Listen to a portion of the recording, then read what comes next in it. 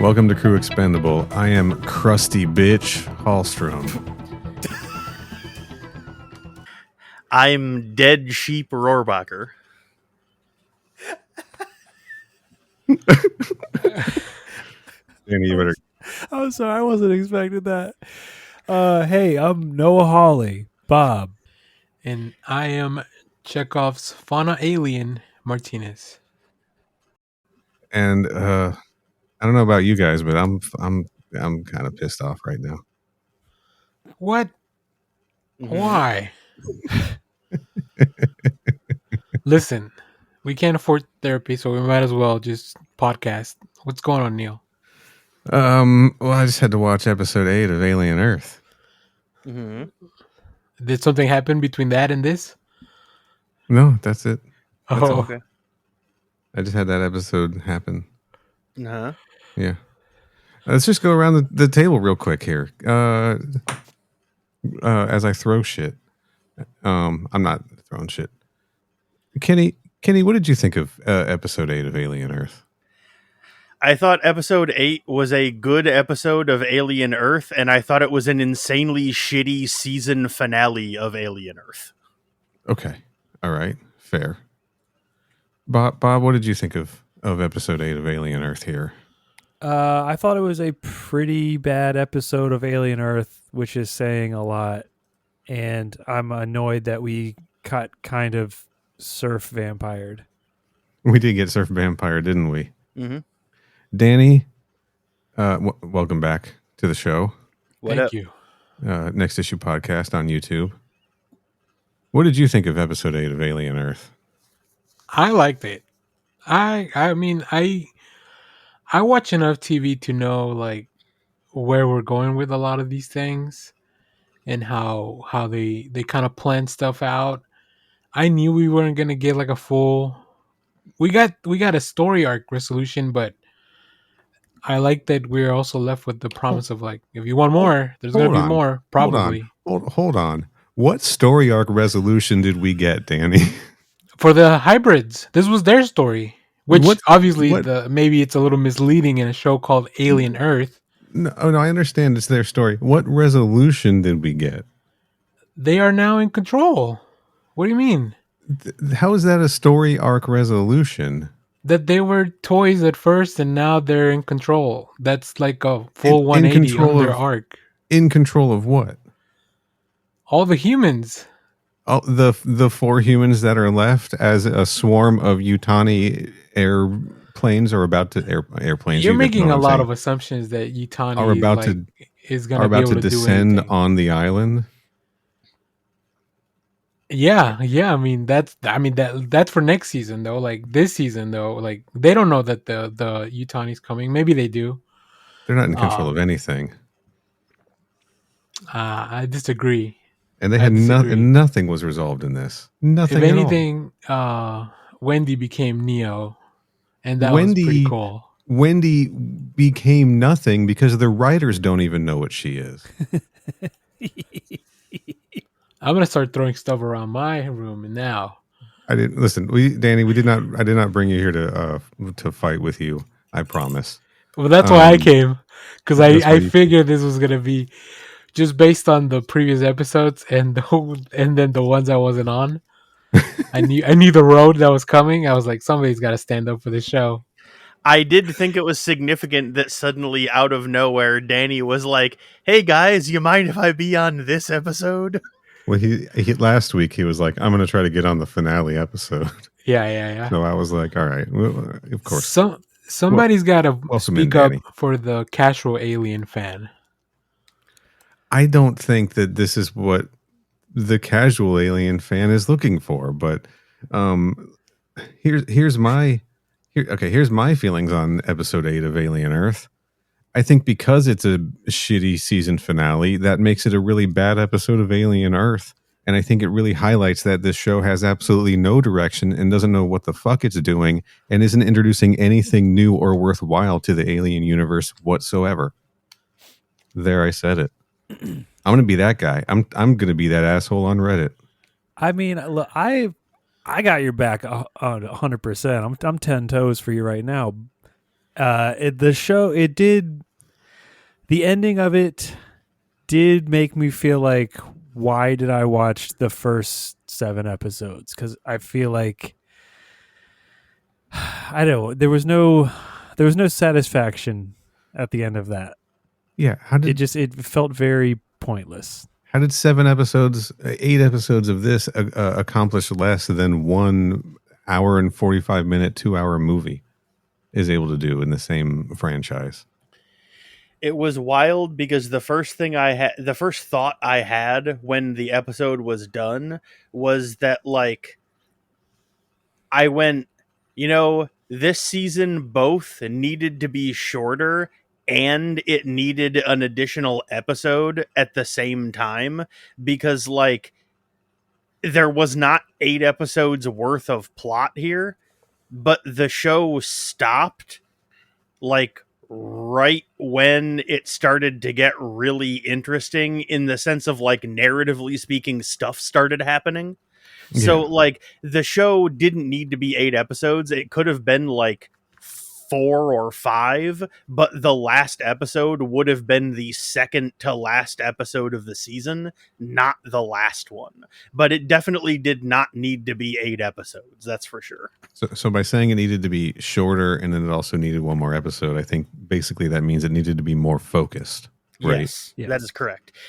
Like, I mean, there was as listening to the previous episodes we've done of the other 7 episodes of the show, there's a lot of individual things in this show that I like, but now that I'm done with the season, it's not that it didn't coalesce into a cohesive whole. The stuff that was there was still good and continued to be good throughout the entire show. But, like, as the show went on, they kept on adding more and more stuff that I felt didn't need to be there. But I was like, the show's not over yet. We're not done with the season. I'll give it a chance and see where it all goes. And now that I'm done with the season, I'm looking back on all that stuff and I went, yeah, all that shit didn't need to fucking be there. Yeah, all of the good parts of this show exist in spite of the rest of the show. Right. Yeah, kind of.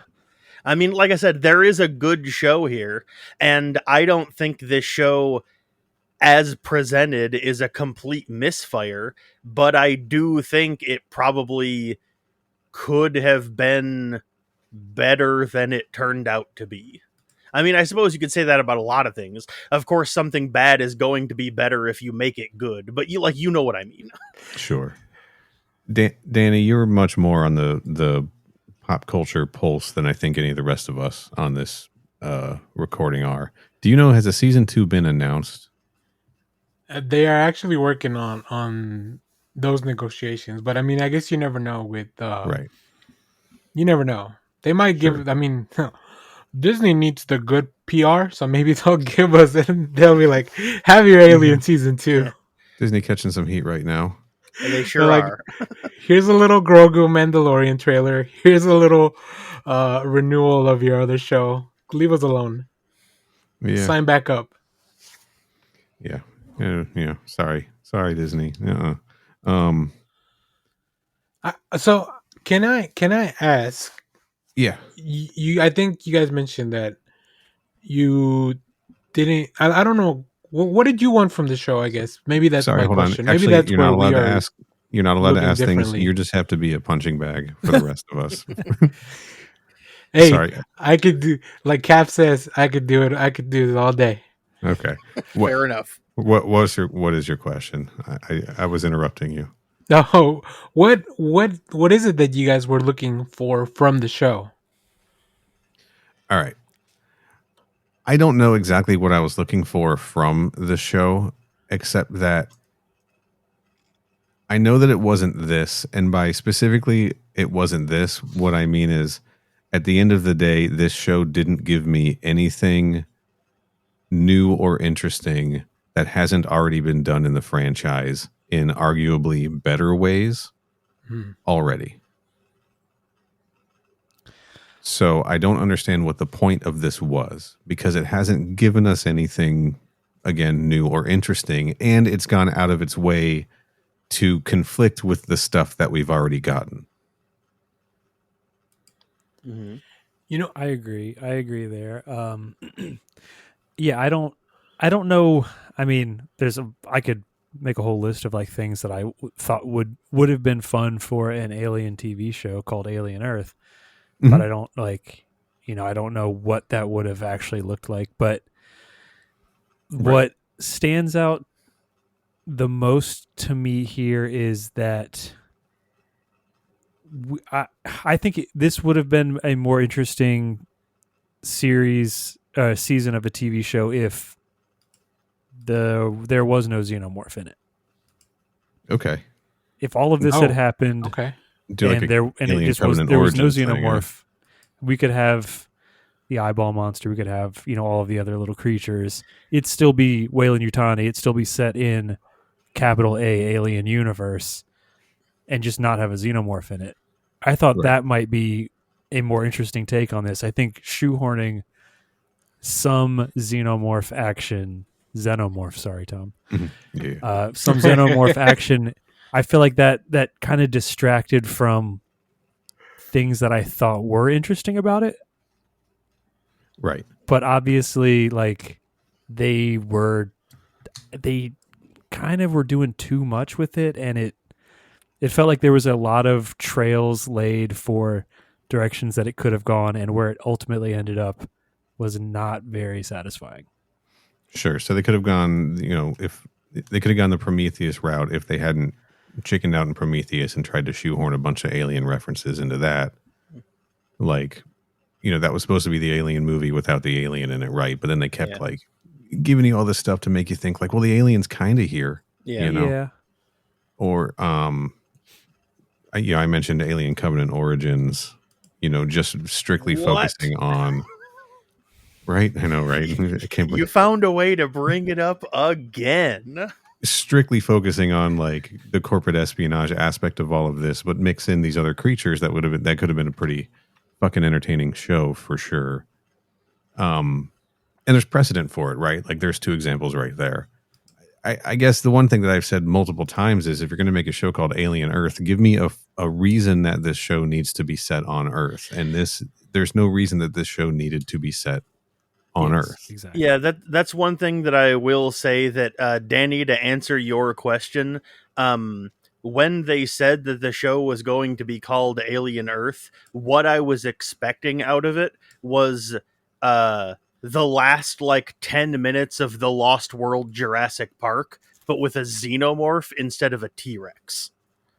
Was basically that's what I was expecting to be like Neil has said before. What's the point of having it set on Earth if you're not going to have the xenomorph running around interacting with stuff on Earth? Like, I mean, it's the entire thing is set entirely in this fucking research facility that may as well be on an asteroid or the moon or some other galaxy altogether, because like the fact that it's on Earth doesn't actually matter. It doesn't lead to anything or ultimately mean anything to the narrative. So when they said Alien Earth is the title of the show, I'm like, oh hell yeah, this is going to be a show about like a xenomorph stalking around through suburbs, like breaking into people's houses and stuff. This is going to rock. And then that is not what it was at all. And so I was like, oh, well, all right, I guess.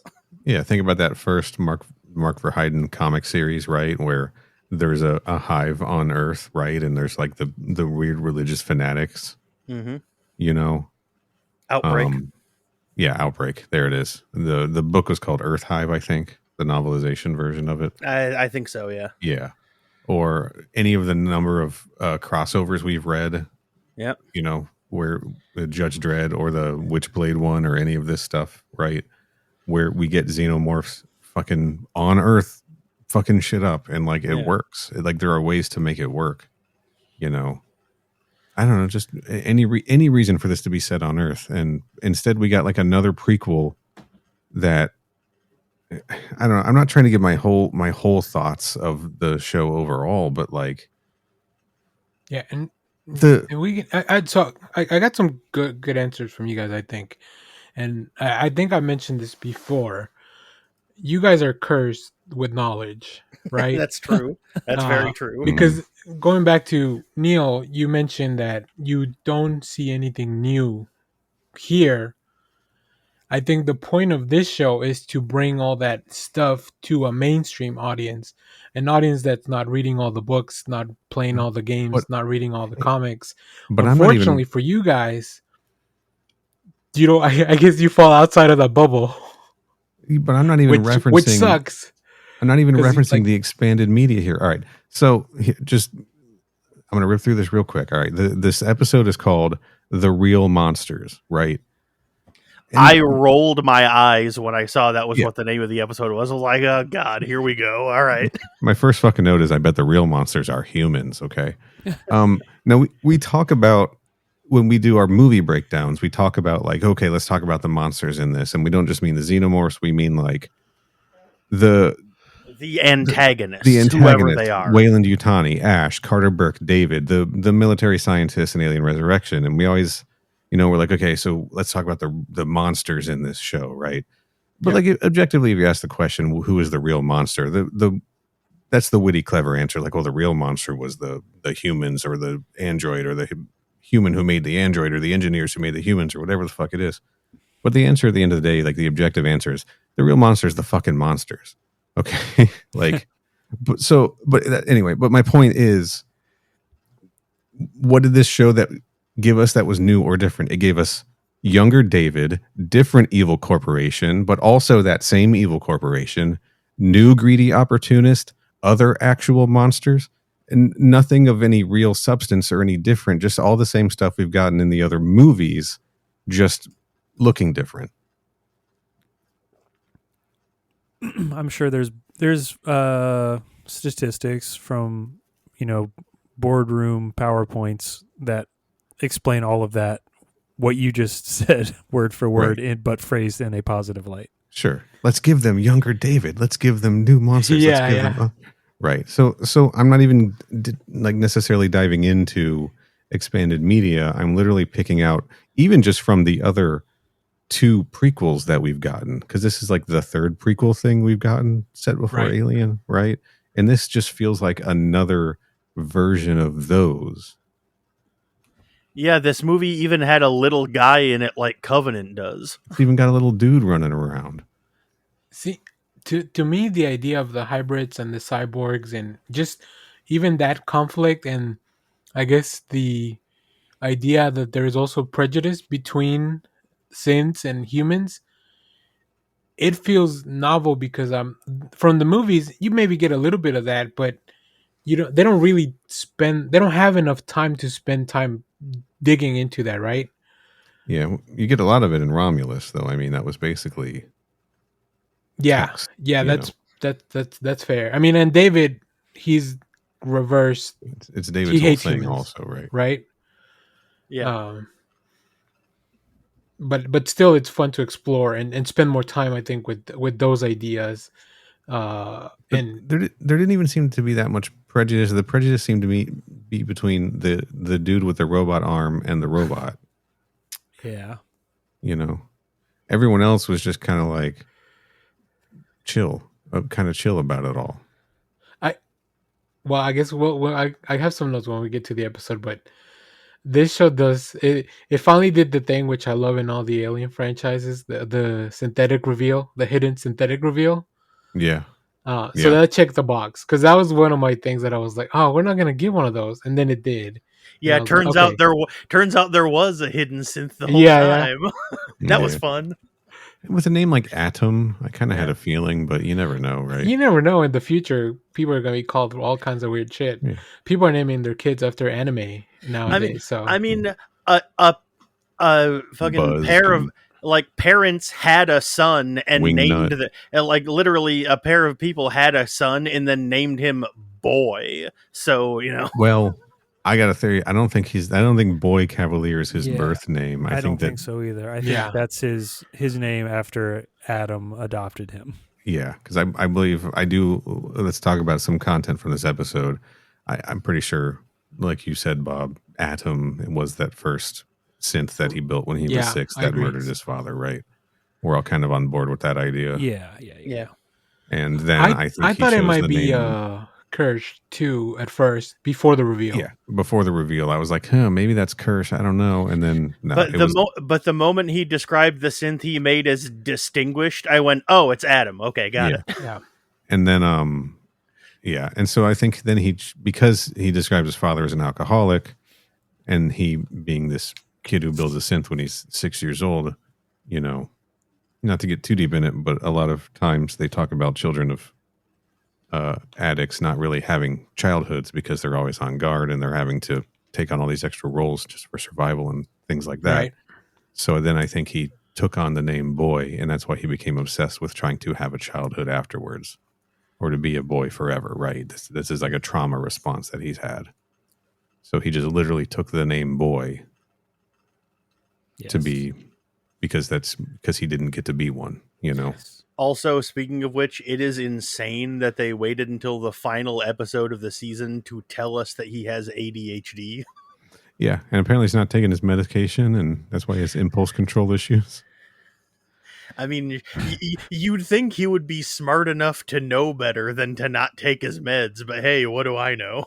Well, Also, hold on, when you're in it. we're at the point in tech where we can put a consciousness into a SSD and put it into a robot body, but we can't fix ADHD with something other than medication. He may not want it. You know, he's eccentric, right? And this might be like his creative drive. So he might be like, "Don't fuck with my brain," right? Bro, I'll tell you what, it's not doing shit for my creative drive. I know. Look, I'm just, to each their own. Can I give you guys my first note? Because it's Sure. very Please, dumb. please. What's your first note? The first thing I wrote down was, finally, Crab versus Xenomorph. Nice. I had that too. I loved that shot of the opening where the Xenomorphs looks at the crab, and the crab is just kind of like, "Whoa, hey man, all right, we're cool here, don't worry." Yeah, I'm not fucking with this guy. He straight up like holds his claws up, like, "Whoa, all right, we're good." My You note can have says- it. My note says Crab in Arthur's burst hole, putting his dukes up.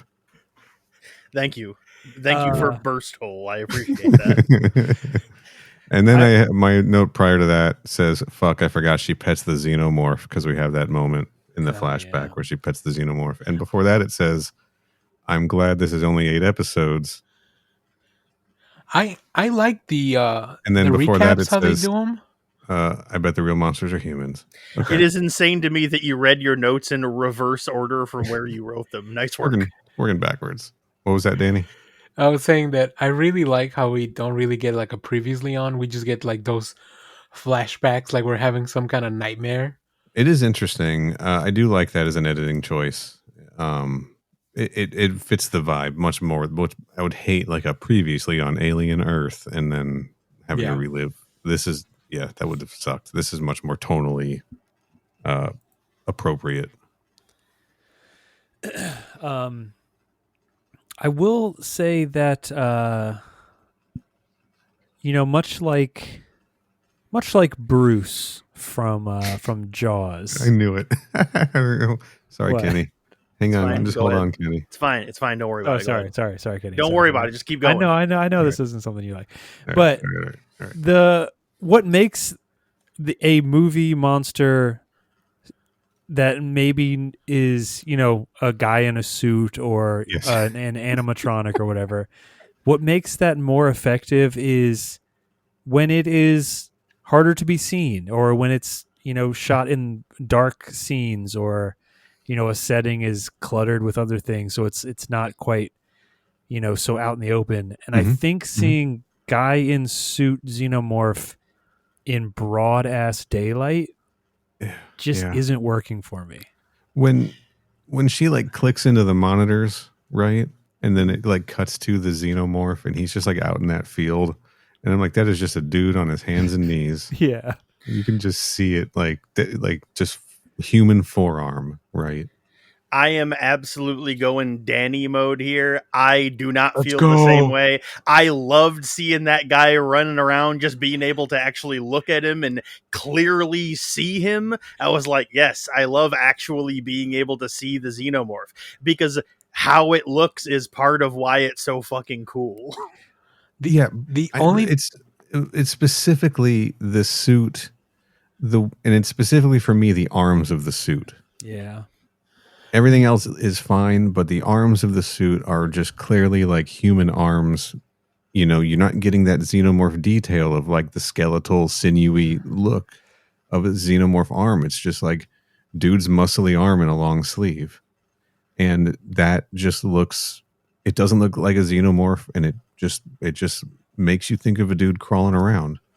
Yeah, that didn't bother me at all, and I did not get that thought while I was watching the show. But go off, I guess. I enjoy seeing it, like you're saying. Like I enjoy seeing guy in a suit. You know, when you see like Gamera on screen, you're like, Oh, oh, yeah. that's a guy in a big turtle suit crawling around the ground. Like I like it for that reason, but I'm saying it for as far as being an effective, scary, tense kind of thing you see in a movie, it doesn't work. Oh, that is one thing I will say Bob. right now. I don't think there was a single part of the show that I actually thought was scary. That's a huge note that I have too. But real quick, Bob, can we do a Gamera podcast sometime? Yeah. Yes. Actually, yes. I love Gamera. Hell yeah. The only thing that would have made me even happier about the xenomorph is if you could see like somebody's hand up its ass like a puppet. All right, fuck off. All right. I look okay on the xenomorph. I like seeing. I'm with you, Bob. I like the less is more approach. That makes the xenomorph more terrifying to me. I also like when that gets flipped on its head, like it did in Alien Covenant, and suddenly we see the xenomorph tearing across the field as like the sun is coming up, and like in broad daylight, we see it like crawling across the ship and like trying to attack and get in. Right, that shit was scary and unexpected, and made the xenomorph feel like vicious. Like that specific xenomorph feel extremely feral and vicious because it wasn't skulking through the shadows. It was like gunning for him, right? And I know it's a praedomorph, whatever. Don't get on my case. I was thinking of jokingly correcting you, and then I was like, that's not the point. I'm just going to let him keep going. Well, I feel like But- the one place that this is the one place that people would get on your case about that, Neil. Yeah, well, that's why I told him not to. But so the specific issue I have in this is just the suit, man. It is just something with the arms specifically, even. Otherwise, I think it looks great, and I think the suit actor does a good job. Mm-hmm. And I think in a lot of moments in this, it works. And when it's concealed, it works really well. And in previous episodes, it's worked really well for me. But in this episode and in the last episode too, it just wasn't cooking. I got a question for you guys, since you guys are the experts. Are Yeah. xenomorphs like, what color is their skin normally? Because this one looked pretty brownish. This one is like brownish green, which is kind of rad. Yeah, it's a lot lighter than they normally are. They're usually like a black or a dark blue or a purple or a dark green. And I was wondering if it's because it wasn't wet all the time, like usually they are. That's true. Yeah, this one is different than the one at the beginning of the show. Like that was the traditional yeah. sort of like with the black carapace head and everything, right? I always maybe being in imagined them sunlight as like black or charcoal gray, Yeah. This one's special though, because I don't know. Oh, it's got a friend now. Yeah, it's got a little buddy. Does. Got a little friend. Hell yeah, it does. As Jade said, put a diaper on that guy. Put a diaper on that guy. Just like have him hang around. One of my biggest problems with this show, to echo you, Kenny, not one moment in this show fucking was scary. Alien was my childhood trauma that I had nightmares about and like slept with the light on over that movie because I saw it too young. For a long ass time, I had nightmares about this movie. And every Alien movie has moments that scare the shit out of me. All of them do. Even not really Prometheus. Well, actually, yeah, Prometheus too. Yeah. This didn't even come close. There were a few parts of the show, a few moments over the course of these 8 episodes that I will say there were parts that like unnerved or upset me. They didn't scare me, but they did kind of make me like ugh, a little bit. But like, unfortunately, none of them were a scene directly involving a xenomorph. Right. I mean, there were a few moments that like almost kind of caught me, but yeah, like none of them were like the actual like monster stuff or anything. I think that's what episode 5 was for. They're like, all right, here we'll try to give you all the, as much scary stuff as we can on this one, because the rest of the show's not really about that. Yeah. Hey, Bob. My first Xbox Live gamer tag was Master Zegra. Sick. Yeah, it's a Gamera villain. Everybody. All right. Anyway, moving on. Is this your backdoor pilot to your Gamera podcast? Well, I mean, it makes sense because there was an episode of TMAO that ended up being a backdoor pilot for this show, so I suppose that makes sense. Yeah. Also, it ties into the earlier because Zegra was like a shark. Yeah, I don't think Kenny's gonna like Zegra too much. Gotcha. Probably not. Okay. It's kind of like a swordfish too, if you think about it. It was very swordfishy. Yeah.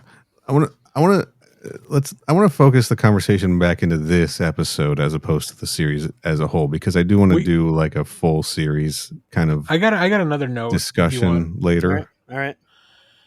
I wrote down. I really liked when Wendy was going all 13 ghosts on them, just moving shit around from the cell. Yeah. I did enjoy that. I enjoyed Wendy's pranks. Her pranks were solid. Yeah, the moment when Boy Cavalier comes up and they're talking and she just, with a flick of her wrist, unlocks and opens the door, I went, oh boy, he's fucked now. Let's go. Yeah, that was great. That was slick. When she made the squad think that the elevator was going to self-destruct. that was really good. Funny. That was great. That was solid. That was a good prank.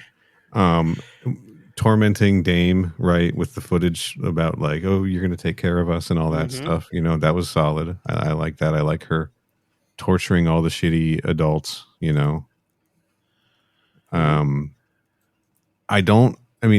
Okay, never mind. I'm going to take that back because I was going to say I don't understand why she has these powers. I don't think I need to understand why she has them. I don't need to understand why. I appreciate that something in her programming, she was able to figure out how to manipulate these things. And she has some maturity over the other Lost Boys that allowed her to be able to tap in and do this, right? I don't think that it's so much that she herself is special versus she just learned how to do this. And I think that the other ones would be able to learn how to do this if they were a bit more focused on it, right? Because we see that Nibs is obviously very distracted by her mental health issues, and Smee and Slightly are just much younger, right? And are not able to focus on that. And Curly is similarly, Curly can't lock in on that too, and she's, her priorities are not the same. Whereas Wendy had like clear priorities of trying to, save her brother or whatever. Sorry, Marcy. I want to try calling her Marcy throughout this episode. So I don't think that it's so much that she herself is special. She just figured this out before the rest of them. I agree. Right. I will say, like, big kudos to all the performers that are hybrids, because when they flip the switch on the cage and then they all kind of come out and confront the Boy Cavalier before he takes off running. Yeah. Like their eyes drop, like their stance is different. Like they're not. I feel like they kind of grew up in that moment. They're characters. But it's all kind of given through the physical performance, right? Yeah, they're getting there. The pep talk was dumb. Which one? I don't even remember what scene you're referring to. So when they're first early in the episode, when they're first locked up in the cell together, and Wendy's like, we're all in the cell because we can't be kids anymore, but they won't let us be adults. Yeah, that's right. Okay, yeah. And then Nib's like, we're all ghosts. And then what do ghosts do? They haunt houses. At this time, we've been afraid of them, but they should be afraid of us. It was silly, and again, I think we're in the cell because we can't be kids anymore, but they won't let us be adults. Is meaningless. Yeah, that's not the reason. Like, I find it very hard to believe that she wouldn't have been able to figure out the reason why they got locked up. Yeah, they got locked up because she was trying to escape, and Nibs ripped the guy's face off, and Smee and Slightly helped Wayland Yutani get on the island and attack them, and was stealing a specimen. I mean, as Boy Cavalier even says, you guys are prodigy property. That's why he locked them up. He's not allowing them to leave. It's that simple, You'd think Wendy would have been able to piece that together on her own. Right, but she's manipulating them also is the thing, and they don't realize it because they are children. Well, one point that was confusing to me. She can control Adam. He's on the network. Mm-hmm. Right. Why can she? I mean, all the other Lost Boys are on the network. Why can she not just control them also? Well, I guess we don't know if she is or isn't. I don't believe that she is because she talks about how she likes them because they're like her, right? And there's something different. But didn't their trackers get turned off? It's true. Yeah, all of their trackers are turned off. And I also Adam doesn't have his mind is not from a human, right? So like he's all machine. Yeah, presumably. But right. But they don't have a physical brain in there. Yeah. It's still code inside their heads. Yes. Yeah. Well, I like to believe that their soul's still in their bodies. All right. Because every time anybody visits all the graves for the kids, I'm like, oh, what the fuck? Get out of here. Well, they do point out that like all the adults did was kill 6 children, right? Mm-hmm. Yep. Oh yeah, that was harsh. Last episode specifically. I can go into my next note, which kind of moves the episode along a little bit. That's fine. We can jump around. Sneaking up on Timothy Oliphant with a gun. Like, didn't Morrow watch Justified? Nice. Quick draw curse there. I want to talk about that.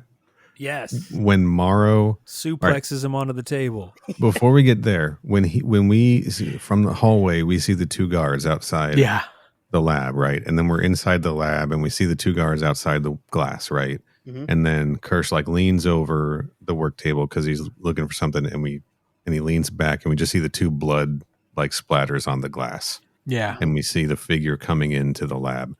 That was maybe my favorite segment in the entire series. Because it reminded you of the David fight in Covenant. Prior to the fight, like that whole lead into it, I just thought was like really well done and subtle, showing Morrow the way Morrow sneaks in and like takes out the guards and everything. And then the fucking fight was very fucking well done. Very cool. And I've been looking forward to that also. It was probably my favorite scene in the episode. Yeah, that was great. Yeah. It rocked. I like that a lot too. But then the fucking Morrow had him on the ropes, and then he just had to talk some shit, right? He sure did. They always have to talk some shit, and then they lose the upper hand because a specimen gets loose, right? Yeah, I mean, he is still, effectively human after all. So I know, but he couldn't just put 2 in Kirsch's head and be done with it. He had to like. Was it a fly that got out? He had to tell a story about like John Henry and no, I think it was the flora that might be also fauna was the thing that got out. Yeah, it was the plant. Yeah. Okay. Finally saw its opportunity. Yeah, because that was the explanation for how it was out in the lab during like the end of the episode. Okay. Yeah, the plant got loose. Yeah, I like that fight a lot. I almost walked away when he got smacked on the table. I was like, don't you dare kill Kirsch. I will stop watching this stupid show if Timothy Oliphant's not in it. I would have loved if they had the courage in that moment. That's right, the courage to have just ended one of those 2 characters in that fight right there. I definitely thought that Kirsch killed Morrow until we saw Morrow in like the cell at the end of the episode. Yeah, well, when the Like kids I thought for sure that Kirsch killed Morrow. when the kids come in, he tells them like, and then the kids wake, and then Morrow wakes up when the kids are in there. Oh and yeah, then- that's right. I forgot about that. Yeah, okay, good call. He was all And then- messed up though in the face. Like, damn, Yeah, they he sure was. went well, at him.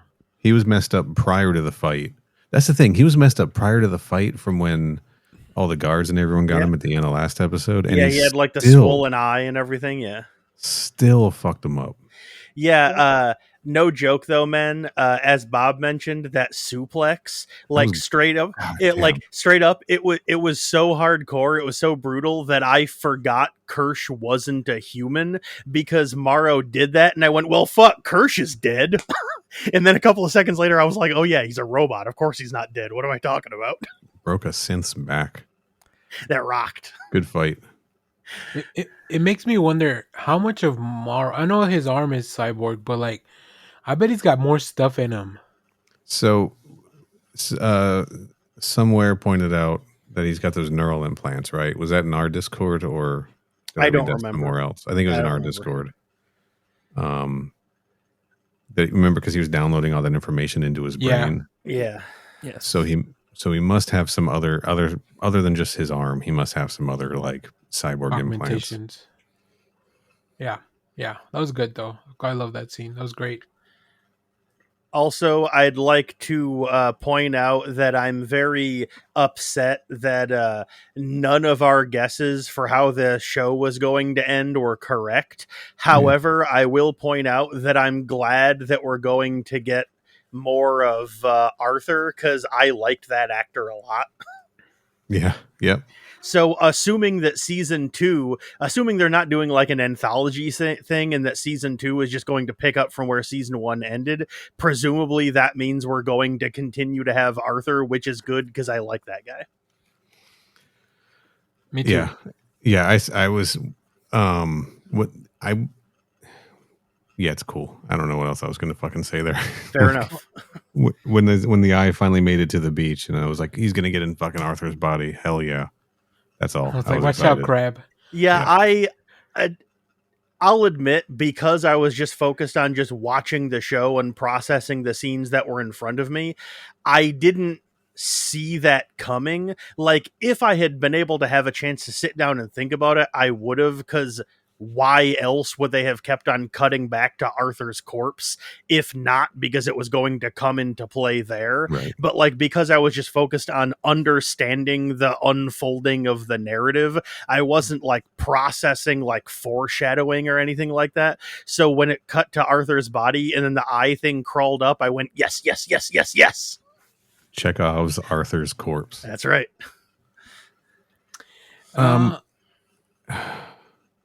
Speaking of, well, not really speaking of that, but speaking of what we were speaking of a few minutes ago, I guess Hermit is also technically a cyborg now because of his lung. Right. Because Morrow's like, how's it feel to be more than human now? Right. Yeah, I suppose that's a good point. So does he have like magic powers too? He has magic lung powers. That's right. He can smoke a pack a day for like 30 years. Hell yeah. No, there's a power.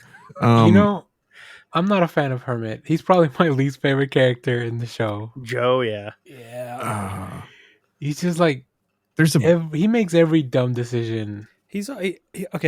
I mean, go for it. maybe a slight diss, and not like I'm going to do any better. But he's a bad actor. Okay. I don't believe anything he does in the show. He doesn't. He's not too selling me on anything. He's too low key about everything all the time. I think so. He's just very one note. He doesn't really do. He doesn't have a lot of range to his acting. You can see it in that scene where like he's trying to apologize to Marcy. Marcy holding a fucking grudge about this him zapping Nibs for way too fucking long, by the way. Yeah. And he's like trying to explain to her, he's like, look, I'm sorry, but I was trying to help. And she's like, oh, you were trying to help, were you? And he's like, well, she was hurting my people, right? She ripped a dude's face off. Yeah. She And straight up Marcy's like, killed a guy. are you saying Nibs isn't people? Are you saying we're its? Should you call me an it too? And he's like, whoa, chill, hold on. I'm just like, That's not what I'm saying. Like, she's just Yeah, not only is that off not the what he fucking was saying, rails. that's not what he was implying. It was one of those things where it's like she was looking for an excuse to get mad at him, so she purposely bad faith misinterpreted what he was saying to have an Yeah. excuse to get mad at him. And I'm Yes, like, calm the fuck exactly. down. It's your brother. Relax. Yeah, and he's shot her with a non-lethal weapon because Yeah. she's fine. Yeah. He zapped her to knock her out because she was killing a guy. Like, what's the problem here? And then he's like, okay, fine, look, I'm sorry, but he starts to say it's complicated, and she goes, don't say it's complicated. That's what powerless people say to make doing nothing okay. And then look, I know. Counterpoint, though, it's not complicated. He First, zapped her because she killed a guy. Okay, yeah. Counterpoint, it's not complicated. He's zapped her because she killed a guy. Second counterpoint, sometimes, Marcy, it is just fucking complicated. Also, Joe might be powerless, but all he has done is try to do things this entire fucking show. Yeah. He has nonstop tried to do things. And I know that in that moment, she was like actually talking about herself because she makes everything about herself in this fucking episode, which also got on my nerves. But he was talking about himself when she responded to that. Yeah. And all he has done, like, he's done so much stuff that I've gone from liking him to fucking hating him to kind of liking him again to fucking hating him again, because all he is doing is trying to do things over and over and over again, and oftentimes doing the wrong fucking thing. Yeah, he's in a lot of way, he's one of the most proactive characters on the show because he's always got a goal in mind and trying to succeed at it. The only problem is he never does anything because anytime he ever tries to do anything, someone else stops him for their own reasons. Yeah. Yes. So he's always doing stuff, but he never gets anything done. And it was in this moment in the episode that I decided, I was like, okay, this writing is just bad. This isn't Marcy being angry and not knowing where to place her anger. This is not a kid, Marcy still having a young person's mind and not understanding, quote, adult concepts or how complicated, non-complicated, or whatever the fuck things are.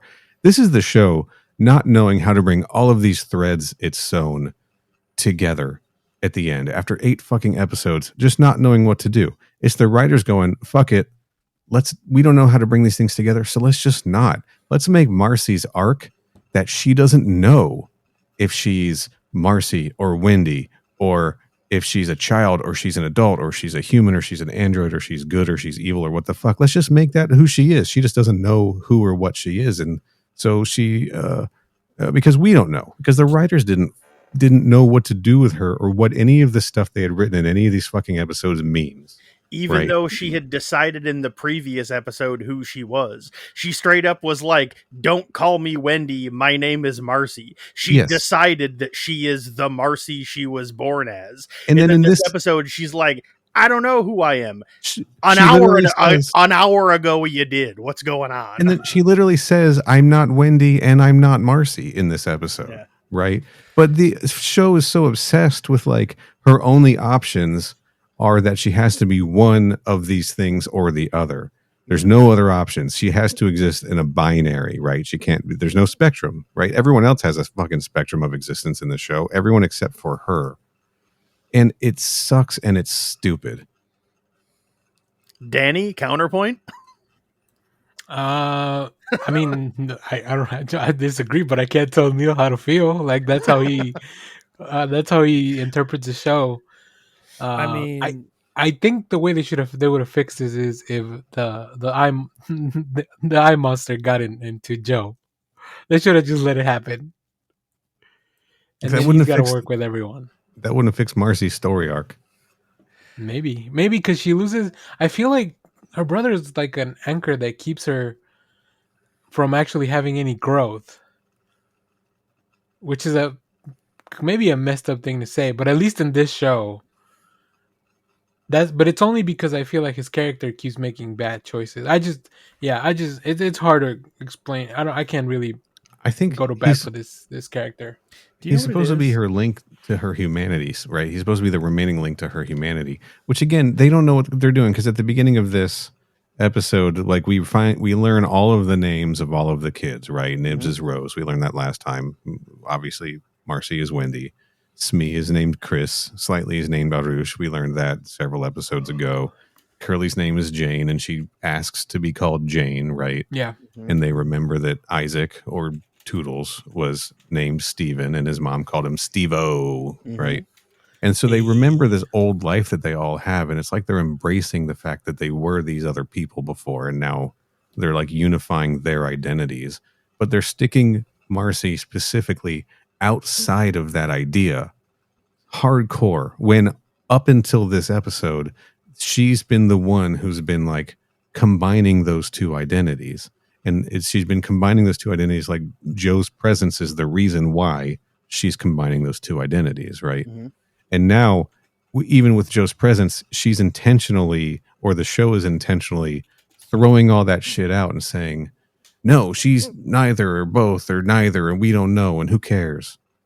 And it's just all to like, again, I think to try to turn her into like essentially a villain at the end of this, right? To make you think like, yeah, but who's the real monster, right? It's kind of Wendy, really? isn't it? I'm on their side. Am I the bad guy? He might be. Okay, what it reminds me of is Stranger Things. All right. I've only seen the first season.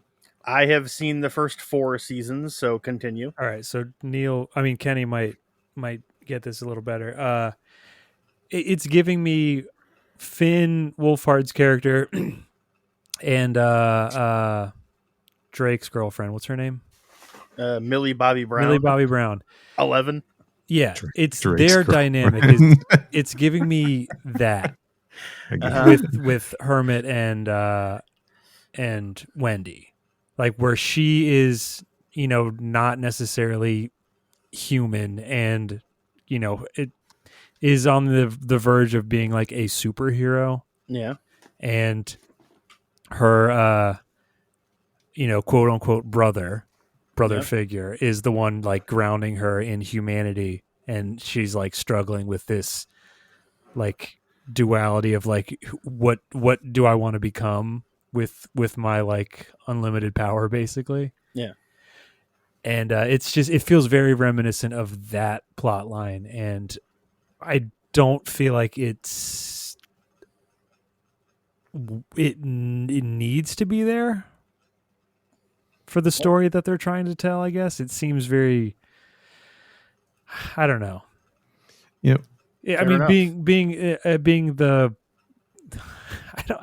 I don't know what I'm trying to say. It feels like to be an alien story, an alien TV show, shoehorning that narrative into it feels odd. Mm-hmm. But I guess that, I guess they can do stuff like that. Like I'm not saying that that's outside of the realm of what could be, a capital A alien Sure. narrative. But the way that they're tackling it feels, I guess seeing it in Stranger Things before, it's giving me it like a very out of place feeling. Yeah, it's echoing for me. It's echoing David, right? Mhm. Of this whole question of like, who am I? What am I? Right? Like I'm superior to human now, but I was made by human, and I have a connection to humanity, but I'm not a part of them. It's just it's the same questions, right? And just because she was born a human and now her consciousness was converted into code and uploaded into an android body, that doesn't mean she's lost her connection to humanity that way. But so she's like, it's just the same struggle that David has, I think, of like, where do I fit in? What was I made for, etc. Yeah. And I think that goes back to something that I think, Neil, it was you. I don't remember for sure if it was you, Neil, but somebody said in a previous episode that one big thing that they've been noticing lately, the last maybe 10 or 15 years or so, is that new alien stories are increasingly focused on being about synths. Yeah, I definitely brought that up earlier on. That was you. Okay. Yeah. Being about synths and telling their story. And it's like, it's it's also an echo just of that in a lot of ways, of a lot of the new alien stories they've been telling. Like, so many of the stories are all like, oh, I am a synth and I'm trying to figure out what that means in this world that the story takes place in. And this is another story that's just doing that same thing. Right. I brought up Alien Romulus because that's kind of present there with David Johnson's Andy? arc, right? Andy's arc, right? But I don't think in that the question is so much, I'm a synth, what does that mean and how do I fit into this world? It's more like, I'm a synth and this is how I'm treated in this world. You know? Yeah, and I think part of that different focus in Romulus is because he's one of the main characters, but he's not the main character of the movie, you know, Right. whereas in the show, the synth having that, you know, grappling with that is literally the main character, so it becomes like part of the structure of the narrative of the show in a way that it didn't in Romulus, because Andy's not the main character of the movie. Right. And in Romulus, synthetics are treated as second class citizens, and we see that in a lot of other stuff.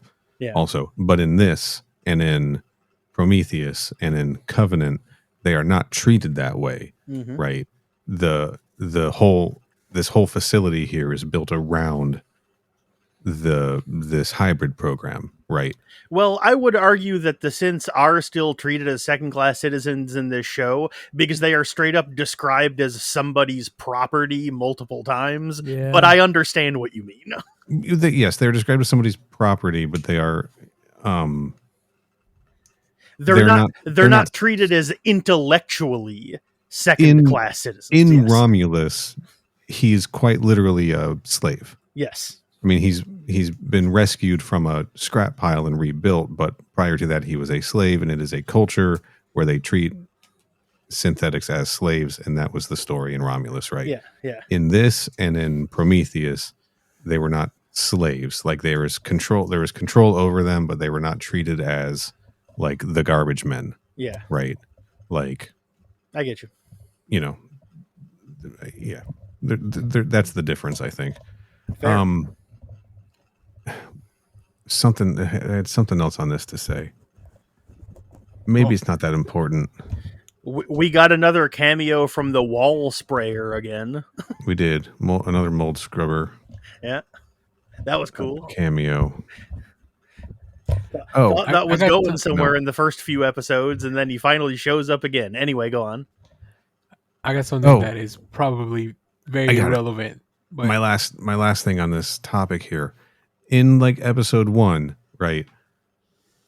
When Wendy is sitting down with Dame Sylvia, I think, and Kirsch, and she's like, "Well, I'm not human anymore. I'm not really I'm a hybrid. I'm not human. I'm not a synthetic. I'm this new thing. So what am I?" And Kirsch says, "Anything you want to be." Right? It's like one of those like lines that's supposed to make us think like, "Oh, wow, he's so wise, and this is so interesting." And then the show has done nothing but like say, except you're not this, and you're not this, and you're not this, and you can't be this, and you can't be this, and you can't be this. And now she's saying it in this episode, and I'm not this, and I'm not this, and I can't be this, and I can't be this, and I won't be this, and I'm not this, and I'm not this. So I just don't understand what the point of this is, right? What the point of, like, they're putting so many limits on what she is and who she is. It's seemingly out of nowhere just to get to a point where her character will want to rebel against and take over this facility and kind of like come into conflict with her brother for 2.5 minutes before that's resolved. It's all very strange. Yeah. And again, underwritten. I don't know. I also kind of thought that Kirsch was fostering that idea of like, you know, hey, maybe you are more than just Boy Cavalier's floor models, as he says. Mm-hmm. And like, it seemed like he was kind of encouraging them to rebel a little bit, and then that seemingly got tossed as soon as they go into the lab and tie him up along with Morrow. Yeah. Yep. Which it felt weird. Just I don't know. Yep. They're just like fuck it. All the adults are done. Yep. Yeah, I'm still not like maybe I missed something or forgot something or like missed a line or something, but like I don't even understand why they took Kirsch captive along with the other humans. Because they're rebelling against literally all quote all of the adults. Mm. But Yep. he's not a human, so how could he be an adult? Yeah, like that was the reason why I was so confused. It's like A, he's not an adult because he's not human, and two, it's like he's helped them multiple times over the course of the show. Like, why would they think he deserves to be in jail with all these other people they don't like? He hasn't really done anything antagonistic towards them. I don't know. Well, they're rebelling against anybody that told them what to do ever, because they don't want people to tell them what to do anymore. Well, that should be Wendy then. So it's just because he's an authority figure. Got Yeah. it. All right. Which leads to one of the funniest shots of the show, when you have Timothy Oliphant just kind of hanging out in the ledge after they Sure. put everybody in the cage. Yeah, he's just hanging there. Yeah. Good times. What was that cage? The containment. That was just containment for like their prisoners, I guess. Yeah. Right, Yeah, but why did the holding cells. benches cascade upwards? Because it's the future, man. Like Oh, it's a gorilla in capture. I think the reason it looked like Maybe that it is was. because the set designer thought it would look cool. I don't think there's any practical application. Oh. They were just like, oh yeah, this is a TV show and we think it might look cool on camera. So I figured it was for like bunks, like you know how prisoners sleep on different levels or whatever. Bob, you might be right. It might be wildlife like holding cells. Maybe. yeah, that's a good point. I mean, theoretically, yeah. Small doors for gorillas to get in and out, but still, like Yeah. it might be, they might not be holding cells designed for humans. So Yeah. Just I don't know. All of them sitting on the benches, and I was like, oh wait, there's like 3 layers of benches, and there's not like an easy way to reach any of them. So stadium seating, so they can all see the Prodigy propaganda videos. Before they put him in the cage, I wrote down probably one of my favorite lines. When the xenomorph just whooshes past Boy Cavalier and kills all the other guys behind them, and he just goes, "I think I pissed myself." Yeah, that was good. I like that Wendy. Well, she's like, we have something special planned for them, so she just sends him to kill. Yeah, Yeah. she's a real sadist now. Yeah. Also, I will point out that I think it's very funny that for the season finale of an Alien show, precisely one named character gets killed, and it is a character that until the previous episode I had completely forgotten was even on the show to begin with. Oh yeah, fucking what's her name? Yeah, I don't remember what her character's name is. Oh, I got it here. Where's my note? Her name is a place, right? Siberian, yeah. Siberia. Yeah. Suddenly, a few episodes ago, Siberian's like, I want to be here because at least here I know where the monsters are. Yeah. Suddenly, Siberia doesn't want to be here where the monsters are, does she? Yeah, I had completely forgotten she was on the show until she surprise attacked the 3 of them when they went to the boat at the end of the previous episode, and suddenly I went, oh yeah, shit, I totally forgot she was even in the show. And then I watched this episode, and she is the only named character that even got killed during all of these events, and I was like, huh, that's weird. Yeah, big talk from her a few episodes ago, being all like, at least here I know where the monsters are. And multiple times in this episode, she's like, I want to get the fuck out of here. Can we go? There's monsters here. Can I go? I want to go. I want to get out of here. Multiple times I have stated over the course of these episodes that I was fully expecting Boy Cavalier to get killed by the time the show was over, but like I'm honestly genuinely surprised that they didn't even give us like Adam getting killed. Yeah. Like, it is insane to me that literally none of the bad guys on this show were dead by the time this episode was over. It is literally none of them. None of them. The one scientist they did kill, they brought back with the eye. Yeah, exactly. And he was the only even one. A bad guy. Yeah, he wasn't even an antagonist.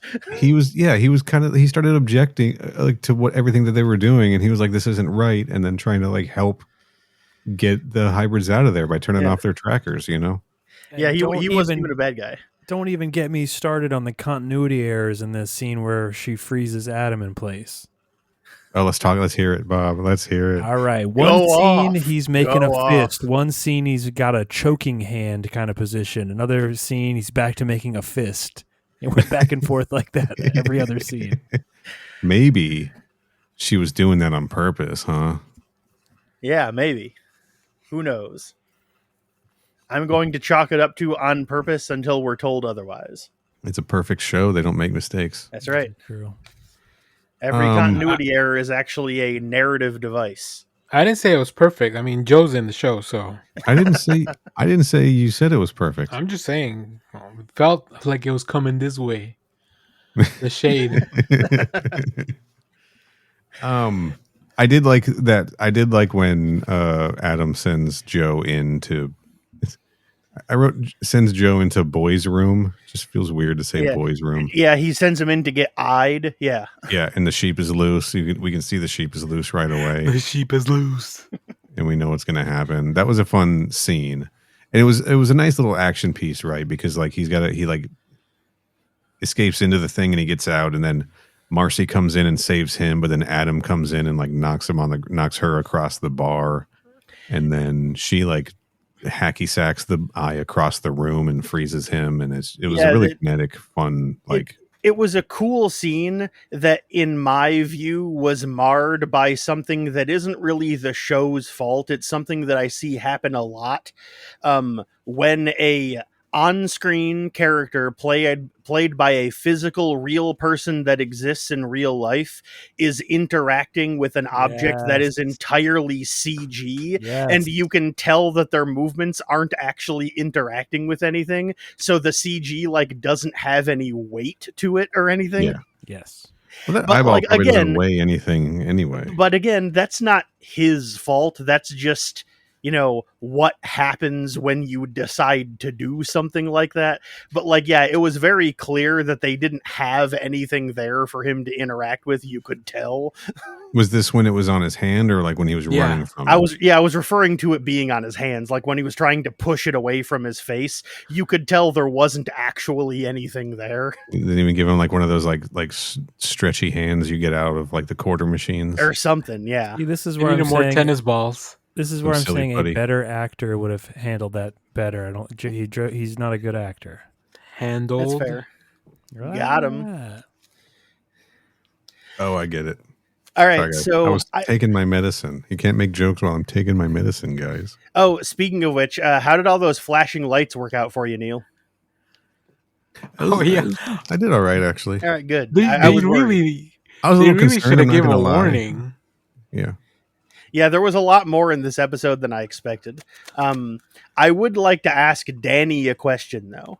I generally do have things I do to take precaution against possible Yep. flashing lights, so we're all good here. But yeah, I have a genuine question for Danny, and this is not me sniping or attacking you. I would We'll like see. I'll be the judge of that. Real I quick, would Kenny, like- thanks for your concern. I would like to hear some more stuff about this episode that you liked.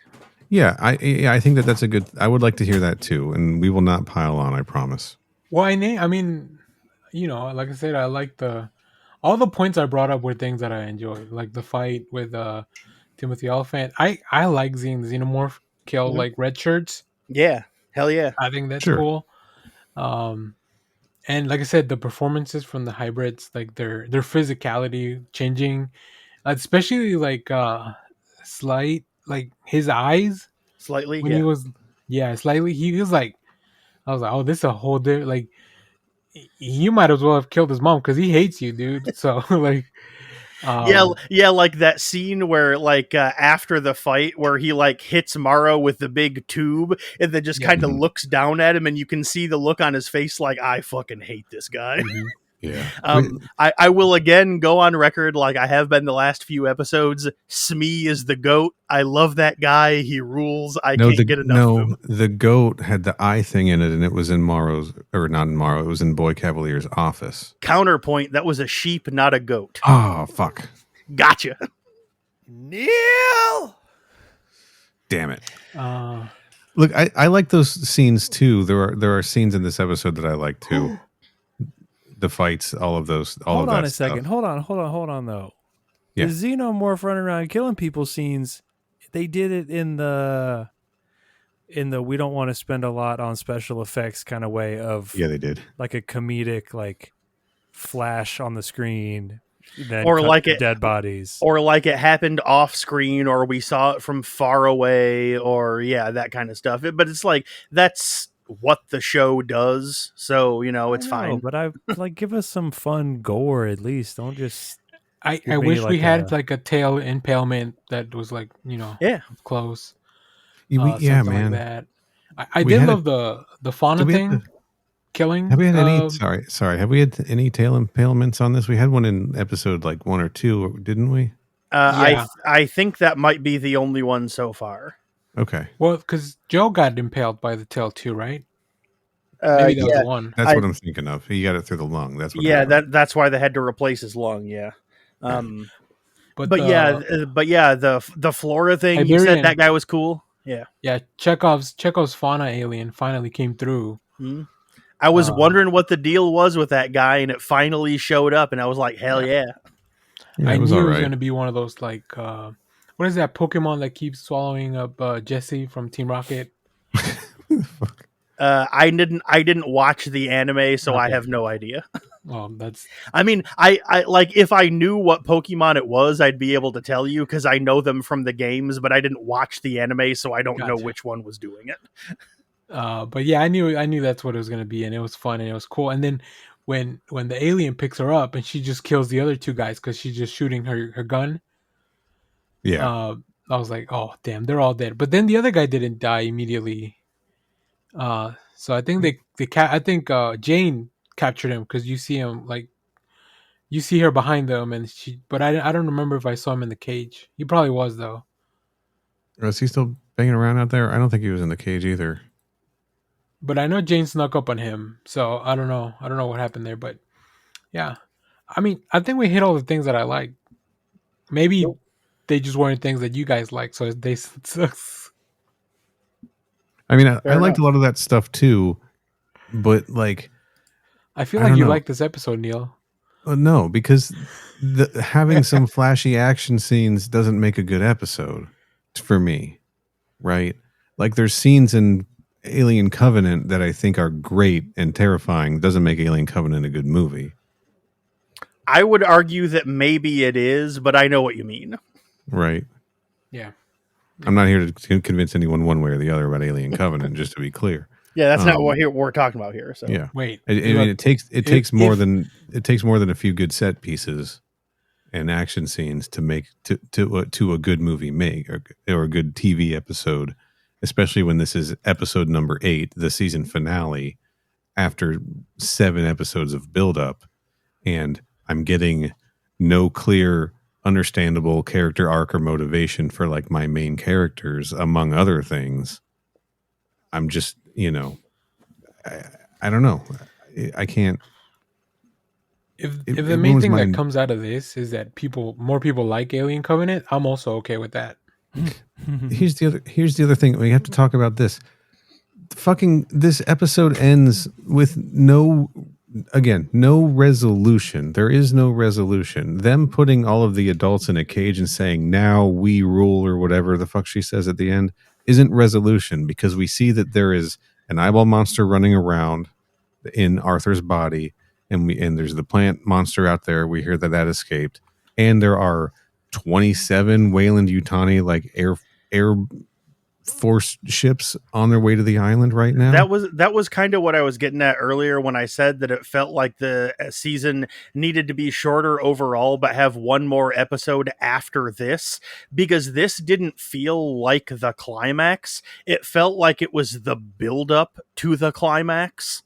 Yeah. And so because like the narrative didn't end, it just kind of stopped. So we didn't really get a whole lot in the way of resolution as far as like the actual narrative arc of like the plot of the show. Yeah, Not really. Like a good season finale will tie up plot threads from the season while sewing or opening or leaving some open for the following season, right? something new. Yeah. I mean, the shows do it differently. There's shows that all they do is give you cliffhangers.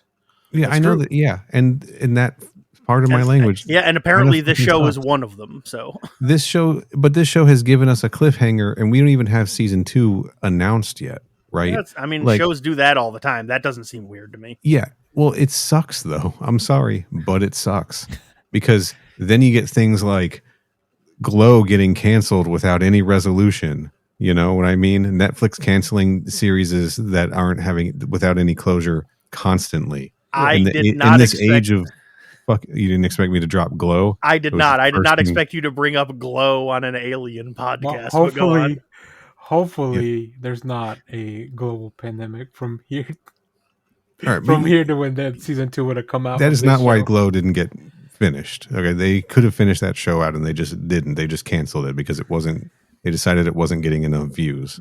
Okay, As someone who talked to one of the actors, that's Well, you what can- she told me. So I Well, don't know what okay. to tell you, Neil. all right, whatever. Look, the point is they streaming, especially in like this age of streaming, like they stuff gets canceled constantly, and shows don't get any resolution like fucking ever anymore, and it sucks, and it's not a good model for television. I don't think. I mean, look, It's- we have it's- to think about it in the very cynical Disney, capital D Disney TMR type of way of thinking about it. It's not a television show, it is a product. And the way you sell a product is you do a cliffhanger and sell a second season, and then the second season ends with another cliffhanger and you sell a third season. I Right. will admit, I do think it was a very risky maneuver for Noah Hawley to end the show on a cliffhanger, implying he's expecting to make the next one, considering that Ridley Scott himself didn't even get his third prequel movie like he was expecting to. Yeah, And Well- Noah Hawley is no Ridley Scott, I'll put it that way. To yeah. be fair to Noah Hawley, though, he's made 5 seasons of Fargo with FX. He's made 3 seasons of Legion with FX. I don't think true. that they're gonna be like, "Fuck you, guy, get out of here." That's Well- true. I counterpoint, not really to prove you wrong, but I will say, in the interest of full disclosure, I haven't seen any of either of those shows, and this is the first Noah Hawley thing I've ever watched. And so seeing how this show operates is like the only information I have to work on based on his professional career. That's Well, all if you I'm watch saying. if you watch Bones, you might have run across one of his episodes. I think Also- I've seen like 2 episodes of Bones ever. So Also, counterpoint. This is I mean, I know Legion was also. This is a licensed property. They may just decide that they want to go a different direction with the franchise. They may decide that, reception to Alien Earth season 1 has not been great, so we're going to not do season 2, and we're going to just continue on with the films or whatever the fuck they're going to do. Or they're going to be like, we're going to see how we feel in 3 fucking years. I mean, how long ago was this announced? Right? yeah, This has been in the works for like 3 years. something like that. Yeah, it's been a while. And I don't even want to put the blame totally on Noah Hawley, because he might have written a totally competent season of a television show, and it was boardroom to death. Could be. Could be. We don't know. Yeah, you guys aren't thinking about the shareholders enough. Hey, Danny. That's I'm a good just point. kidding. That's a Fuck good the point. shareholders. I can't argue Fuck that the shareholders. Well, here's the thing though, Danny, you're correct. I have not been thinking about the shareholders. Also, just in case the audio cut out because of the crosstalk, Danny was kidding, guys. I was kidding. Yes. Yeah. All right. I don't even have Disney stock.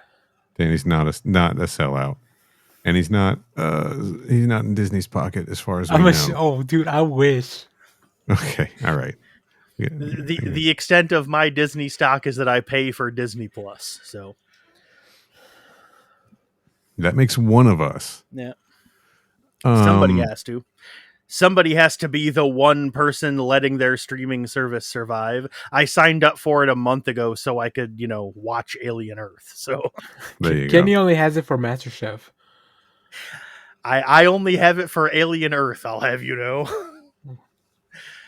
I It's just all right. Marvel you Zombies know, comes out tomorrow. You can watch that. it's gonna I be will what? not be.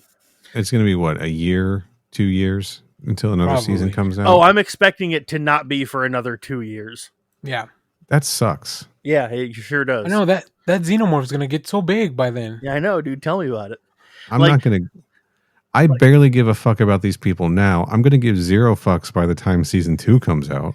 Yeah, like, bro, they made 9 seasons of the X-Files in 9 years, and each one of those seasons had like 20 episodes.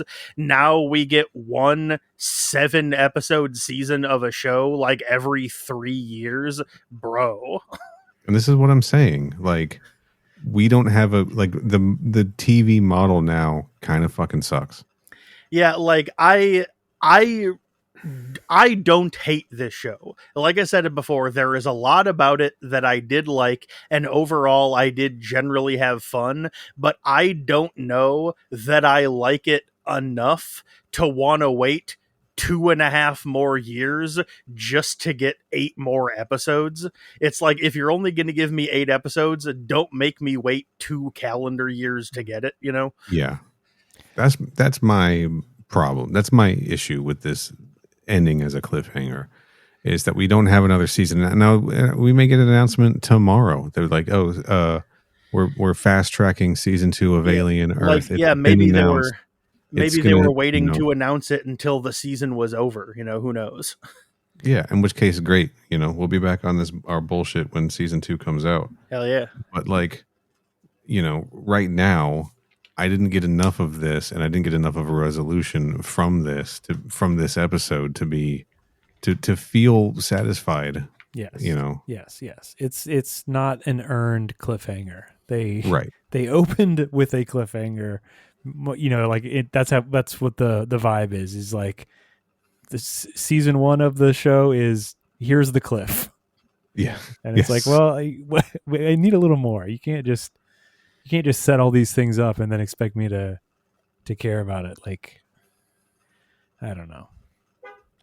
Yeah. It feels too formulaic. Like we kind of, we know what to expect with this type of thing. You know, a nerd culture TV show. Like, there's going to be a lot of fan service. It's going to end with a big cliffhanger because they know that that's what, you know, that's what sells, as far as, you know, comic book movies or comic book TV shows. Like, that's how those things function. Is they got to tease the next thing. Yeah, fan service and tease. For sure. Yeah. Yeah. Yeah, Gave you guys a second to breathe. Make sure you guys got it all out. Yeah, like I said, I did not like this episode as much as Danny did, but I'm pretty sure I liked it more than Neil and Bob did. So Combined, probably. So like, I'm like right there in the middle. I thought this episode, like I said, I thought it was a pretty good episode of Alien Earth. I just did not think it was a good season finale because it didn't feel like the episode was done. Like, it felt like there should have been more after where the episode stopped. And so that's why I don't think it's a good season finale. But just as an episode of the show, I thought it worked pretty well. So, I mean, it didn't really feel any different to me than any of the other episodes, like, individually. And I liked all the rest of the episodes perfectly fine. And so this one I also liked perfectly fine. But a season finale should feel a little different, right? Because you're closing things out. Which is why I'm judging it as an episode and as the season finale separately. I understand what you're saying. Fair enough. I knew it was over when that Animal song hit. Oh, that's who that was? It was Pearl Jam? Well, the song's name is Animal. I mean, yeah. Oh, Who is it? Who was Pearl it? Jam. Oh, it was Pearl Pearl Jam. Jam. Damn. Yeah. Maybe my speakers on my TV are fucked up or something, because I thought that was a Soundgarden song. I definitely thought that was Chris Cornell. So maybe my speakers on my TV are fucked up. It's not far off. Because Eddie Vedder and Chris Cornell do not sound alike. There's some songs where I could see you getting them confused. But Like I we'll like I save was that li- for our like I was alternative rock yeah, like I podcast. was listening to the episode going like the song was playing and I was like, I don't know if this is an Audio Slave or a Soundgarden song. It wasn't Puddle of Mud, so I was disappointed. Ah, well, you can't win them all. I've been on a bit of a Pearl Jam kick lately, so I didn't mind the needle drop, but it still, every time they play a fucking grunge rock song, it catches me so off guard. I just like that I have like 8 new songs to listen to because I don't find music, even old music. It's hard for me to find it, and now I have 8 new songs. Bob, you got to start sending Danny playlists. Okay, I got you. Just start posting them in the Discord. Yeah, he even got me on a new band a couple of weeks ago. Did you send him the Dove discography? I sent him Lucinda Williams. Okay. Unfamiliar with that. He got me to start listening to DRI. Oh shit. Nice. Yeah, bro. Unfamiliar with that. 5-year plan fucking rocks. That song rules. Great, yeah, good one. I want to say something positive, just to be clear about this episode. Something I don't think we've really, just tonally, that I really liked about the episode overall. It kind of ties into the way Morrow snuck in on Kirsch. Mm-hmm. But when the Lost Boys go, start playing in quote hide and seek, right? Yeah. And it's raining on the island. It's particularly present in the scene where Nibs sneaks up on Dame Sylvia, right? Yeah. Yep. When the show sort of takes on that, it doesn't last long enough for me.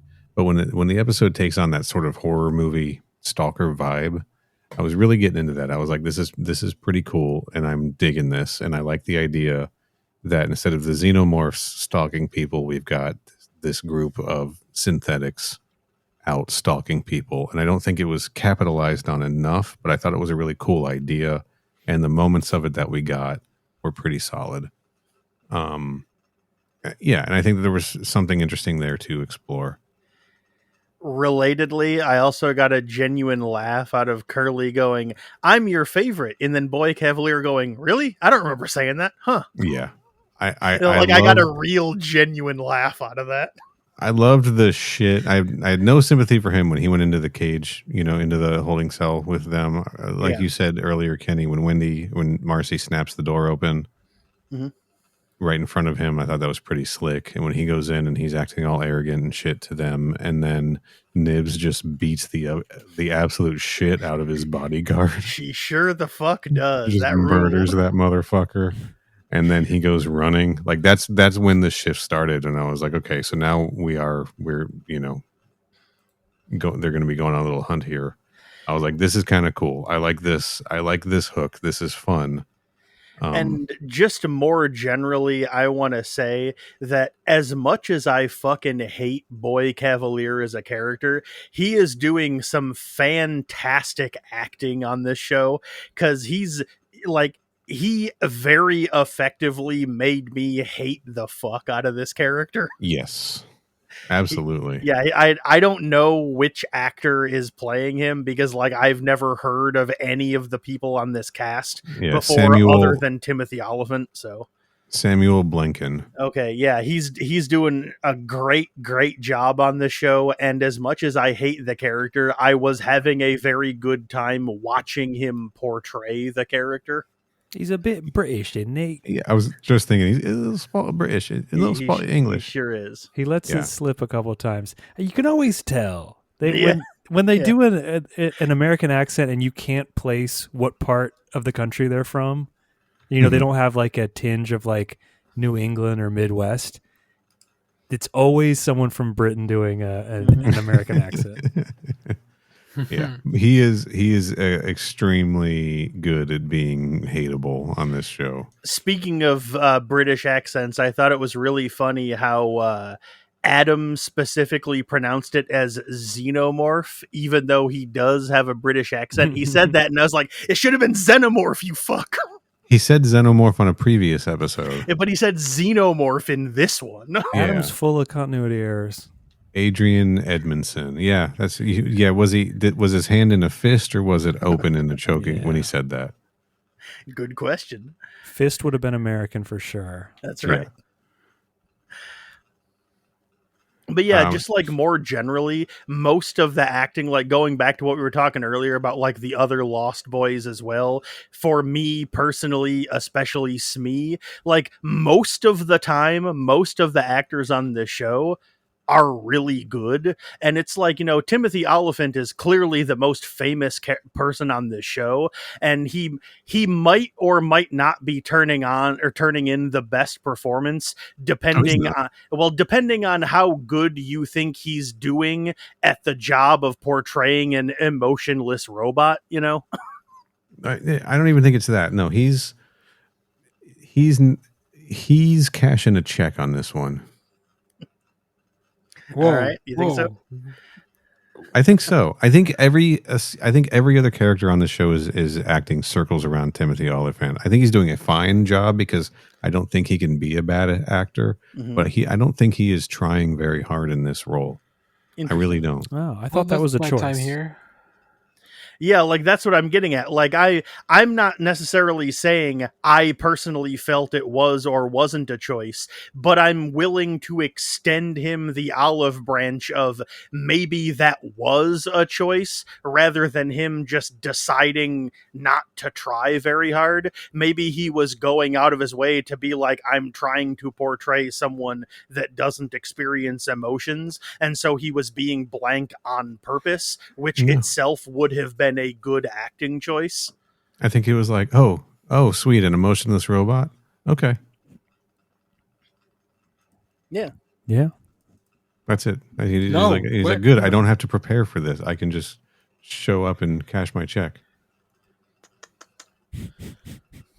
I know Danny wants to say something. Go ahead. I don't want to be mean to Neil. He's had me as a guest. No, it's fine. You can be as mean to Neil as you want. want. Danny, for the upcoming video, Neil takedown on Next Issue podcast. Yes, Danny, love it. The subtext of what I'm saying is that he can't turn, as an actor, he doesn't turn in bad performances. That's the subtext of what I'm saying. But the text is that he was bad in this. The text is that everyone else is putting in a lot more work than he has to. Because I don't think he's trying. I don't think he's really. First of all, I think we've been through this. I think the writing of the characters is pretty poor across the board, because I think that they're trying to make him like a fascinating, enigmatic character, and they're just failing on that because they don't know how to write that. And then I don't think that like he has to do a lot of work to play this character because there's not a lot to this character. Mm-hmm. He's not playing like if you put his performance up against like Michael Fassbender, right? If you like compare the subtlety in that, even like pick Walter, like let's take David out of the picture, like pick Walter from Covenant out, right? You take or just basically any of the other synths in this, like you just keep calling on Fassbender performances. What's that? I said you're just gonna keep calling on Fassbender androids. Well, they are his favorite androids, so yeah. Or okay, well, you put him up against David Johnson, right? You put him up against any other synth in this franchise, right? And he's putting in the same as like the worst of those. He's not going toe to toe with the best of those, is what I'm saying. I mean, I will say that like when I watched Romulus, I saw one scene of David Johnson and went, wow, this guy is acting his fucking ass off. Whereas I watched the first couple episodes of this show and Timothy Oliphant was there and I was like, oh, okay, so he's playing a robot. Got it. Yeah. David Johnson acting his fucking ass off. Timothy Oliphant there. Yeah, which again, not to say that he's doing a bad job. It's just considering he's the highest profile and like most experienced actor in this cast, I was expecting him to turn in a more like nuanced and actorly performance than he is. But again, I don't necessarily mean that as a bad thing, because maybe he was just be like, it would be fun and cool to just be like a weird emotionless robot guy and just kind of stomp around. Like, I'm not saying necessarily that the choices that he made are bad. I'm just surprised that like the biggest name here isn't doing the biggest work, I guess is the best way to phrase it. How do you feel, Bob? I mean, as a whole, or just on Timothy? Just on Timothy. I think I'm totally fine with him. I think he's doing whatevs. He's playing Android the way I would expect it to be played. That's fair. Thank you, I ain't Bob. mad at him. He's Lance Hendricksoning, right? Yeah. I'm not mad at that. Yeah. It's fine. Yeah, like I said, and I'm not even necessarily intending any of the stuff I said to be a negative. I don't have a problem with what he's doing here. I just expected something a little bit more bombastic or over the top. Well, okay, maybe that's a bad way to phrase it, because like I said, it's like I still was expecting him to like be a robot, but like within the realm of the type of character he was supposed to play, I was expecting something more than what he was doing. But again, like I said, that might have just been his choice, which I can't hold against him. So I think Look, synth acting is in he the Winona eyes. Ryder? No, but who is Winona Ryder? Well, you know, that's true. She's a synth built by other synths, and Yeah, they she's burn a- their modems. Come on, excuse we've been me? through this. Auton, come She's on, an dog. Auton, Danny. Let's be real. synth. You know, if you got white milk inside of you, it's all the same. That's All racist. the same, baby. I All would right. love to hear you explain how that's racist. Please go ahead. She's an Auton. Okay. Okay. Yeah. Oh, yeah. Uh-huh. Oh, okay. Got it. That's all you got. Okay, gotcha. Got it. We got anything else we want to talk about in this episode specifically? No, I think I went through all my stuff. Thank you very Yeah, I much. don't think so. I think we touched on it a little bit earlier, but the scenes where the Xenomorph was killing people were fun. I always love seeing cool alien gore attacks in this show, because as I said in maybe the previous one or one of the previous ones, I don't think it's been happening enough. So every time it does, I'm like, yeah, all right, let's go. So I thought that was cool. Do you think they only had 2 holding cells? We only see 2, so maybe They must have, right? Because otherwise, why would they more? put? It's like a whole preserve. Well, then why would they put all the hybrids in one? That seems stupid. And then why would they put Joe and Morrow in the same cell? I mean, they must only mentioned have that 2. if they wanted to break out, they probably could. So what's the point of putting them in different cells? They could not plan to take over the place together. The thing that struck me weird was like Joe and Morrow in the same cell, if there's an option to separate them. So I'm choosing to believe that there's only 2 holding cells, because they're not like planning on keeping a bunch of people prisoner here. Yeah, presumably they put the synths in one and the humans in the other, I guess. And that was all they had. That's Yeah, because maybe. otherwise, really, really stupid. Wait, the island with armed guards on 24-hour patrol, they don't have places to keep a prisoner? Well, shoot on sight, maybe. Yeah. Typically. So why not shoot on sight then? Why are they keeping prisoner? I don't know. That's also a good point. Maybe, I mean, Morrow's there as a bargaining chip with Utani. Has to be. Yeah. Like, That's probably why they're keeping Morrow alive. And then they're probably keeping Joe alive because they think it'll help them control Marcy. And then using Joe for the eyeball becomes the plan later. yeah. Yeah. I thought the eyeball was gonna end up on Dame, the other lady, the doctor, Dame what's her name? Sylvia. Everyone's been I thought he was saying gonna put her that. there. Everyone's been saying that. It makes some kind of sense, I guess. Well, it makes no sense because she's the only one that knows how to fix these hybrids. But that's what I thought originally was going to happen. Yeah, I mean, as I've said before, I still think that narratively it makes the most sense for the eye to go in Boy Cavalier and it kill him. Like, you know, he's always been talking about how he wants to have a conversation with somebody smart. Well, he gets it, so to speak. Yeah, and he is talking about like I would have an interesting as fuck conversation with you if I stuck you in a person. Yeah. I And so hate him I so still much. think that narratively it would make the most sense and like thematically fit the best if he got killed by the eye monster. But like again, as I said earlier, only one named character in the entire show died this episode. Like they literally didn't kill any of the bad guys. And so I was just like, part of the reason I was surprised by that was because I didn't expect the show to do something like that. Like I expected them to like give us the satisfaction of seeing the bad guys get owned, but I guess they decided that wasn't really important. So whatever. This was a short episode too. It was only about 45 minutes long or so. This is like like 47 minutes. The last episode was 45, and my theory was like, oh, maybe they just like took a long finale and split it in two. Well, but then there was this weird jump between the two where at the end you of the gotta last remember these are airing on FX. I know, but then we've had episodes that were like an hour long almost. Yeah, like the first episode's like 58 minutes long or something. And then like there's that. one in the middle there that was also like up there. Yeah. I think they got to do them either. So they're gonna either air like an hour and a half on TV or just an hour. So those are kind of the sweet spots. Yeah, I know, but the run times have varied. So I thought we were gonna get a long, especially for a finale. It felt like they would do a longer finale, right? Oh, I only say that probably not because right after that, it's the Ethan Hawke show is premiering on FX. So it's like. We're missing the Ethan Hawke show, everybody. I didn't even know that show existed until literally right now. So, okay. You're welcome. Thank you. Let's see. I'm going to pick episode 5 here.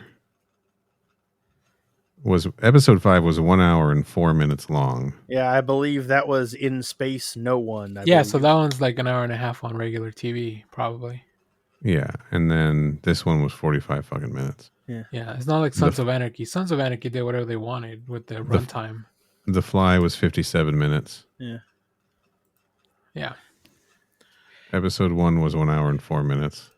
So, yeah, and then these last two were just like short. Yeah, 45 minutes, yeah.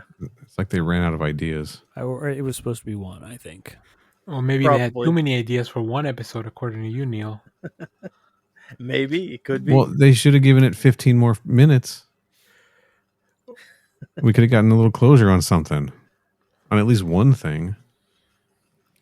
Well, then no one's going to watch season 2, dummy. Yeah, if they give us all the answers now, they don't need to make a season 2, dog. Come on. I want to closure on anything.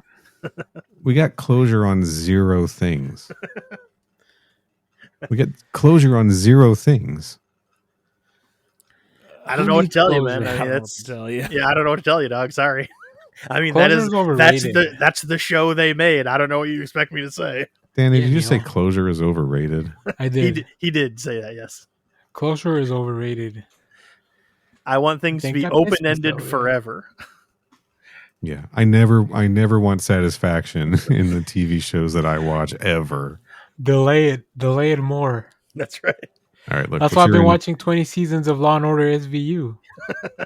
Hey, but those are episodes. Those have a contained. You get a story inside those episodes that is resolved by the end of the episode. That doesn't happen in this show. Nothing is resolved ever on this show. Neil, Still, you're forgetting if they give you a reason to stop renewing your Disney Plus subscription, then they've lost. Guess what? They gave me a reason already. And it wasn't. I think they've given us many reasons. I watched it for free, so I don't know what to tell you. Well, all right. Yeah. Does anyone else have anything else? No. Yeah, I don't have anything else, so I'm good. Neil? Oh, I guess the last thing I will say. Okay. I went to my usual sources, and I don't know how much this means or doesn't mean or whatever.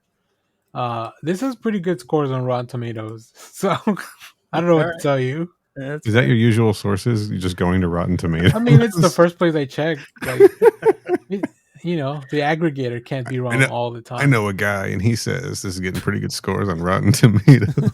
95% critics, 70% from the audience. I think that's a pretty good show. I don't know that I would say it's 95%, but I might agree with a 70.